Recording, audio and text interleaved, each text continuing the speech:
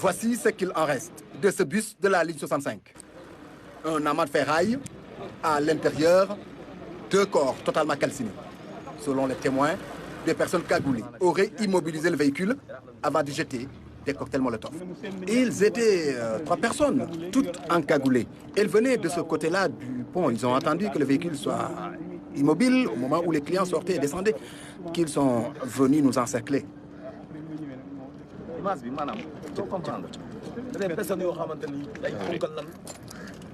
On ne pouvait rien voir de leur visage du fait de leur cagoule. Ce qu'on peut dire, c'est que juste ils avaient des pantalons noirs avec des poches latérales. Ce sont des criminels.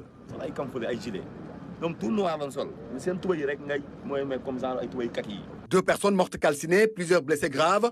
Pour le ministre de l'Intérieur venu au chevet des victimes, il s'agit tout simplement d'un acte terroriste. Présenter mes condoléances les plus émues au nom de son Excellence, Monsieur le Président de la République, Macky Sall, suite à cet attentat, à cet acte terroriste que nous venons d'enregistrer.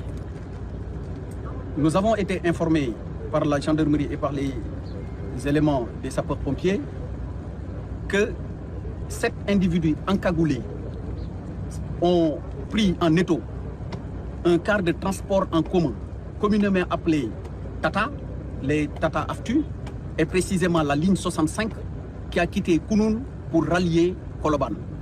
À bord, il y avait des Sénégalais, des passagers sénégalais. Leur seul tort, c'est de vouloir se lever et d'aller travailler. Quel acte répréhensible, quel acte criminel, quel acte inhumain que de jeter un cocktail Molotov dans un bus transportant des Sénégalais comme soi. Alors, je voudrais dire à l'attention de ceux qui ont commis cet acte que l'État va se lancer à leur poursuite, va les rechercher, va les arrêter avant de les livrer à la justice. Nous sommes un pays de démocratie où chacun a des droits et a des devoirs également, à commencer par le gouvernement, les citoyens également. C'est cela qui nous lie et c'est cela qui nous rassemble au niveau de la République.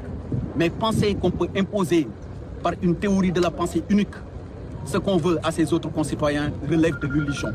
Et je voudrais dire à ces personnes que l'État prendra toutes les dispositions qui s'imposent.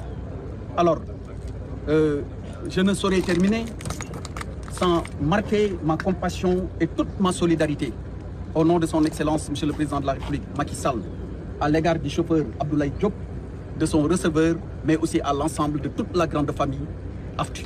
Je dois dire que lors de cet attentat terroriste, nous avons déploré 7 victimes, dont 2 corps sans vie et 5 blessés graves. Nous présentons nos condoléances les plus émues au nom de son Excellence, Monsieur le Président de la République, Macky Sall, aux familles éplorées et souhaitons un prompt rétablissement aux personnes blessées qui ont été donc affectées par l'incendie criminel qui a été occasionné par ces malfaiteurs. Au-delà, et selon les premiers renseignements recueillis sur place, ces 7 personnes encagoulées qui ont entouré le véhicule ont aussi dépossédé de leurs biens les passagers qui se trouvaient à bord du véhicule, téléphone portable et autres effets, argent et donc autres effets personnels. Je vous remercie.